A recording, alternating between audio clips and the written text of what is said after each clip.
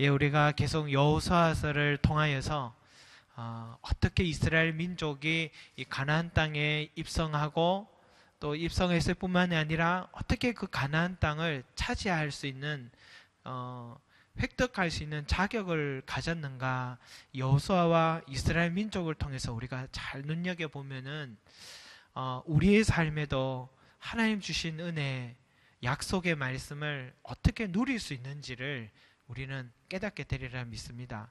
모두에게 약속의 말씀은 다 주셨는데 그러나 모두가 그 약속의 말씀을 누리지는 못합니다. 이스라엘 민족도 약속의 말씀을 뭡니까? 오래전 아브라함 때부터 받았지 않습니까? 받았지만은 그러나 출애굽한 세대는 못 받았습니다. 그 약속의 말씀을 못 누렸어요. 그러나 여호수아와 2세대 사람들은 이제는 영적인 원리를 깨닫고 어떻게 살아야 되는지를 알고 순종하면서 나갈 때에 이제는 그것을 누리게 되는 은혜가 있었던 것 같아요. 그래서 우리들에게도 지금 작년 말에서부터 올해 계속 아마 우리는 여호수아서를 계속 묵상하면서 어떻게 우리는 약속에 하나님 약속하신 풍성한 은혜를 우리가 누릴 수 있는지 그 비결을 오늘도 우리는 한번 발견해 봐야 되리라 믿습니다. 먼저요, 여러분, 오늘은 이제 가나안의 첫 그 문빗장이라 할 수 있는 가나안 성, 그 가장 큰 성 여리고 성을 처음 맞대면하게 되는 겁니다. 이 성은 아주 상징적인 겁니다. 가나안의 아주 중심부에 있었고 아주 큰 성이었고, 이 여리고 성은 가나안 전체의 어쩜 자존심과 같은 성이었습니다. 웅장했고 또 위험이 느껴졌고, 그 속에 또 여리고 성 사람들은 아주 무장되어 있던 그런 사람들이었습니다. 그런데 하나님은 이 여호수아에게 이 여리고 성을 무너뜨릴 작전을 알려주세요. 어차피 하나님이 하실 일인데 왜 이런 방법을 가르치시는지 저는 좀 궁금했습니다. 어차피 하나님이 훅 불면은 넘어질 성이었는데 뭐 하려고 이렇게 빙글빙글 돌게 하시고, 왜 이런 뭡니까 법궤를 세우고 제사장이 양각 나팔을 불게 하면서 그 뒤로 또 백성들이 따라오게 하고, 뭐 하려고 매일 그렇게 돌게 하고 마지막에 7바퀴 돌게 했는지 어디에도 설명도 없고, 무엇 때문인지 하나님도 설명해 주시지도 않고 그저 우리에게 묻지도 말고 순종하라고 얘기하시는 하나님의 음성처럼 들렸습니다. 그래서 저 또한 가만히 이 행진하는 행렬을 한번 메모를 해보기 시작했습니다. 제일 앞에 저는 사실은 양각 나팔 든 제사장 7명이 이 양각 나팔을 불고 행진하면 바로 뒤에 하나님의 법궤가 따라오고, 또 그 뒤에 또 군사들과 또 백성들이 순서별로 이렇게 나아가고 침묵하고 조용하게 침묵하는 어떤 그런 행진을 저는 기억하고 읽고 나아갔었는데, 다시 한번 오늘 정리해서 읽다 보니까 제일 선두에는 양각 나팔 든 제사장 7명이 있는 것이 아니라 그 앞에는 무장한 군사들이 제일 앞에 있었더라고요. 제일 선두에는 무장한 군사들이 있었고, 그 다음에 양각 나팔 든 제사장 7명이 있었고, 그 다음 법궤가 있었고, 그 다음에 후군이 있었고, 군사들이죠. 군사들이 있었고, 그 다음 백성들이 있었어요. 왜 제일 앞에는 무장한 군사가 있었던가? 왜 제일 앞에 무장한 군사가 있었던가? 가만히 무장한 군사는 누구며 뒤에 있는 후군은 도대체 누구냐? 그러면 앞에만 무장했고 뒤에는 무기도 없단 말이냐? 뭐 이런 궁금함도 이렇게 생기기 시작하더라고요. 그러면서 여호수아서 4장 12절 13절 말씀을 봤습니다. 여호수아서 4장 12절 13절 말씀 한번 보았습니다. 한번 같이 한번 보도록 할게요. 한번 읽어보겠습니다. 시작. 르벤 자손과 갓 자손과 므낫세 반 지파는 모세가 그들에게 이런 것 같이 무장하고 이스라엘 자손들보다 앞서 건너갔으니 무장한 4만 명 가량이 여호와 앞에서 건너가 싸우려고 여리고 평지에 이르니라. 아멘. 여러분, 이때도 무장한 그 군사들이 요단강을 건널 때입니다. 여기가 요단강을 건널 때도 무장한 군사들이 제일 선두에 있습니다. 그래서 벗개를 든 제사장들이 요단강을 멈추기만 멈췄고 중간에 딱 서 있을 때에 무장한 군사들이 제일 앞장서서 갔습니다. 근데 이 무장한 군사들이 누군가 가만히 보니까 루벤 자손, 갓 자손, 므낫세 반지파라는 것을 알겠었습니다. 그리고 이들은 도대체 몇 명 정도인가 보니까 4만 명 가량이 되었다라는 것입니다. 그들은 요단강을 건널 때도 가장 먼저 가나안 땅에 도착했습니다. 그런데 왜요? 왜 무장한 군사들이 제일 먼저 도착했을까요? 그들은 혹여나 가나안 군사들이 다행히도 놀라서 요단강이 갈라진 걸 놀라서 무기를 던져버리고 도망을 가서 다행이지, 만약에 그들이 용기백백하게 싸우려고 했다면 건너오는 족족 바로바로 공격할 가능성이 있었기 때문에 전쟁을 대비해서 이 무장한 용감한 4만 명의 용사들이 제일 앞장서서 가서 자기들이 뭡니까? 먼저 방패막이가 되어주겠다, 이런 뜻이 여기에 있었던 것입니다. 여러분, 이게 참 과거의 전쟁에서 제일 앞장선다라는 건 뭡니까? 요즘은 그래도 몸 피해가면서 총을 쏘지만 과거는 안 그래요. 과거는 처음에 일행렬 뒤에서 출발하면 같이 서로 막 싸우다가 지쳐서 서로 찌르다 죽는 겁니다. 그게 첫 번째 행렬이거든요. 그 다음에 또 그 다음 행렬이니까 제일 앞장선다는 것은 그냥 죽는다는 겁니다.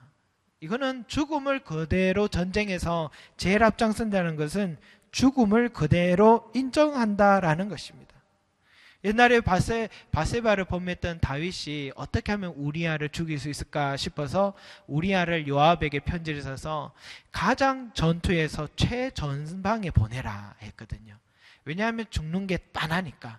그래서 결국은 이 우리아가 죽게 되는 사건이 있었던 것처럼 제일 앞장선다는 것은 죽음을 하겠다 이런 뜻이 있었습니다. 그러니까 루벤, 갓, 므낫세 반지파의 장정 4만 명은 매우 용기가 있고 책임감이 있는 자들이었다라는 것입니다. 여리고성, 하나님 명령에 따라서 순종하며 돌고는 있지만 이 여리고성 무너뜨리기 전쟁에서 최선두에 서서 행진한다는 것은 용기가 필요했습니다. 언제 어떤 일이 일어날지 모르기 때문입니다. 우리는 이들을 칭찬해야 됩니다. 왜냐하면 그들은 솔직히 이 전쟁에서 싸울 필요가 없는 사람들이었습니다.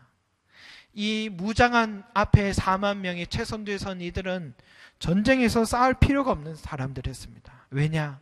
이미 요단 동쪽 편에 모압과 암몬이라는 그 모든 땅을 다 싸워서 모세 때 다 차지해버렸기 때문에 그 땅에 이미 르우벤, 갓, 므낫세 반지파가 땅을 이미 다 소유했습니다.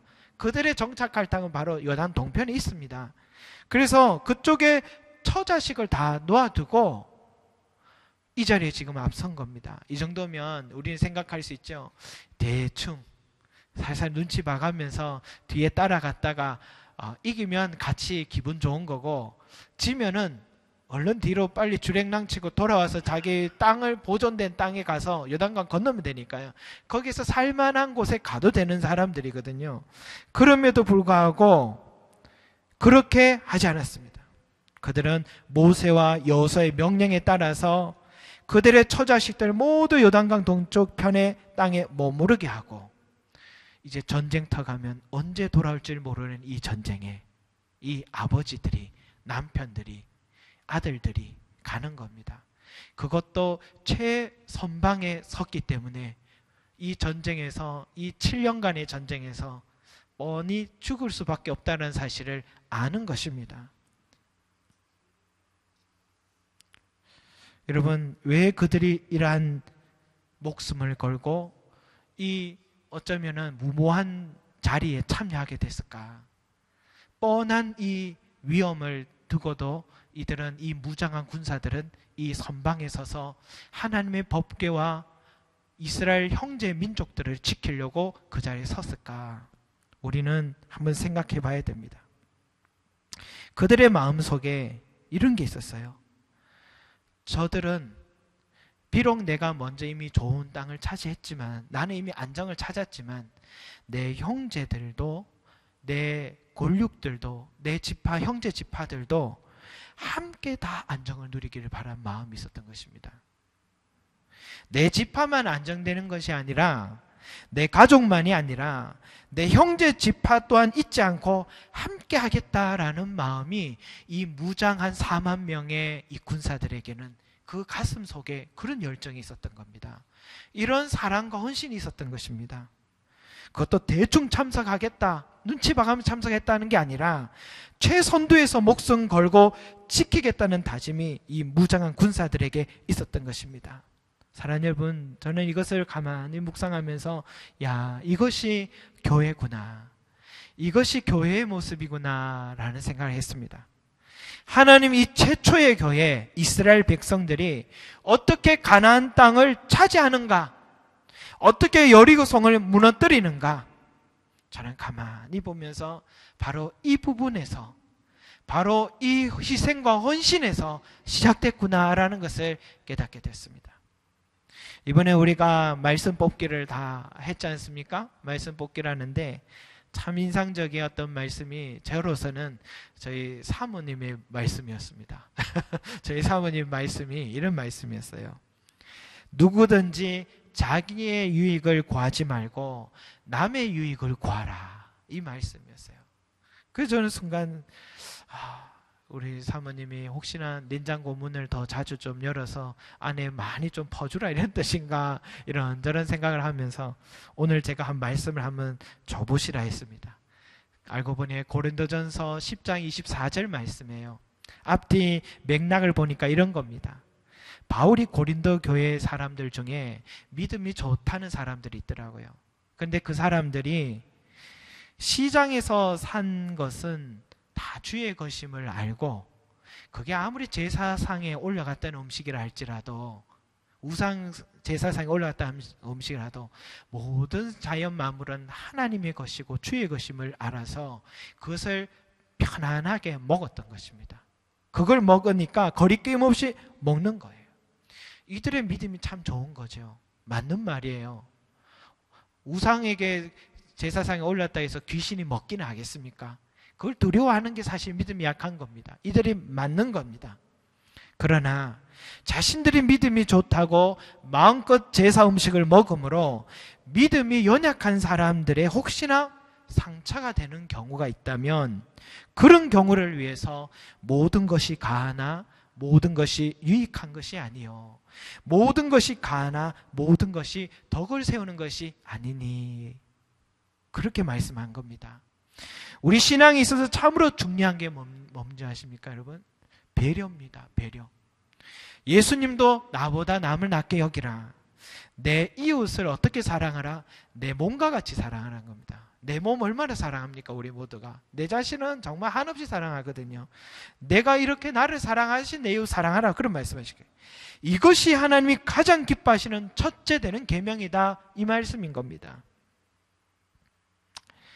그러면서 바울이 고린도서 10장 33절에 왜 그렇게 하라고 하는지 말씀이 나오더라고요.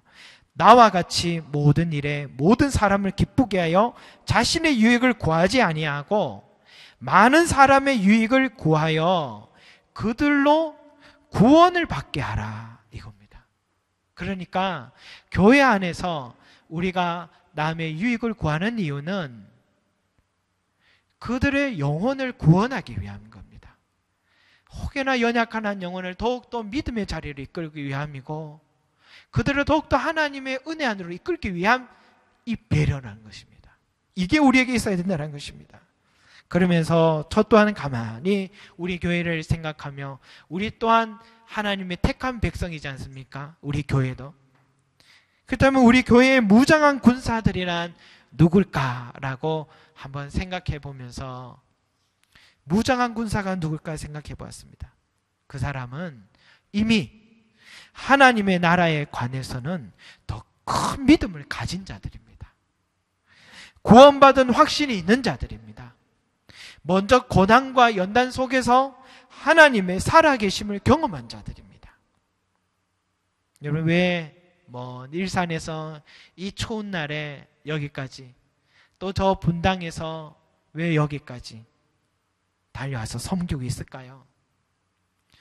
이 땅의 연약한 자들을 위해서 우리가 희생하고 섬기기 위해서라는 것을 다시 한번 생각해 보았습니다. 아기를 안고 온 성도가 있으면 그 아기를 대신 안아줌으로 그분들에게 위로가 되어줬고, 방황한 청소년이 찾아오면 그들의 외로움을 알고 작은 말 한마디라도 붙여주면서 혹여나 그에게 숨겨진 상처가 있으면 그걸 알고 싸매어주는 것과, 또한 몸 약한 사람을 보면은 자신이 가진 달란트로 뼈마디라도 맞춰주려고 하는 노력과, 또 뭡니까? 맛있는 음식을 대접하고 또 모든 섬기는 준비하는 과정을 통해서 주일만큼은 밥 한 공기로 따뜻하게 먹이려는 마음과, 강단에서 선포되는 말씀으로 삶의 용기를 얻도록 땀 흘리는 마음과, 또 매일 기도 시간마다 성도들의 삶에 은혜 주시라고 서로 우리가 기도하는 마음과, 우리 각자가 섬기고 희생한다면 그것이 하나님께 기쁨이 아닐까 생각하게 됐습니다. 우리가 먼저 무장된 자로서 이러한 희생과 섬김의 덕을 세우고, 우리의 이 무장된 자로서 이 섬김이 교회를 세운다면 하나님은 반드시 우리의 삶을 주목하신다고 믿습니다. 하나님은 그때 주목하십니다.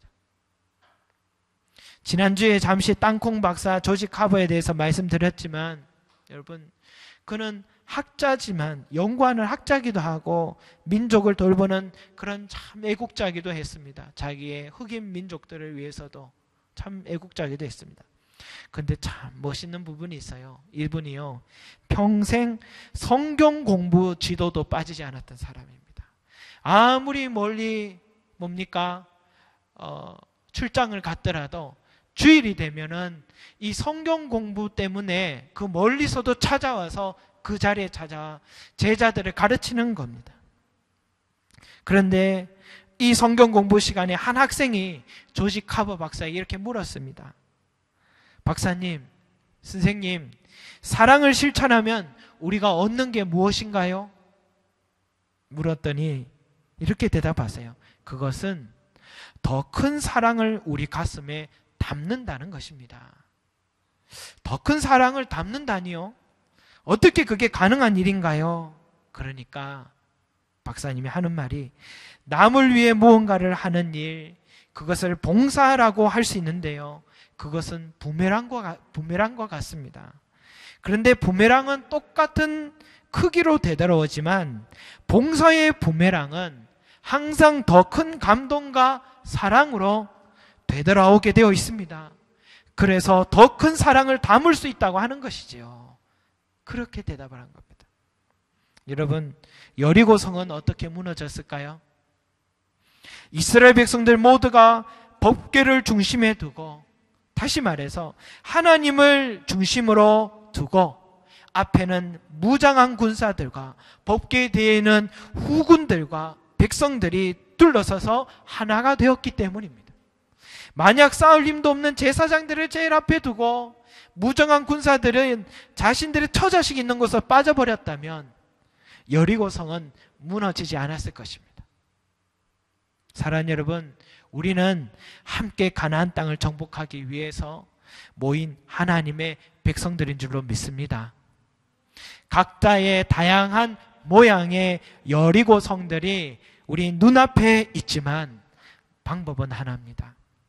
교회는 그리스도의 한 몸입니다. 머리는 그리스도여, 우리는 모두 각 지체로서 한 몸임을 알고 우리가 서로 사랑하고 하나님 안에서 믿음으로 무장된 자들이 연약한 자들을 돌보고 세워주고 사랑할 때 하나님은 직접 우리의 삶에 있는 각자의 모든 여리고 성들을 하나하나 무너뜨리실 줄로 믿습니다. 고넬료야, 내 기도와 구제가 하나님께 상달되고 기업한 바 되었다는 이 말씀을 마음에 새기시고 2015년도 우리 송림 제자교회는 더욱더 사랑이 충만한 교회가 될 줄로 믿습니다.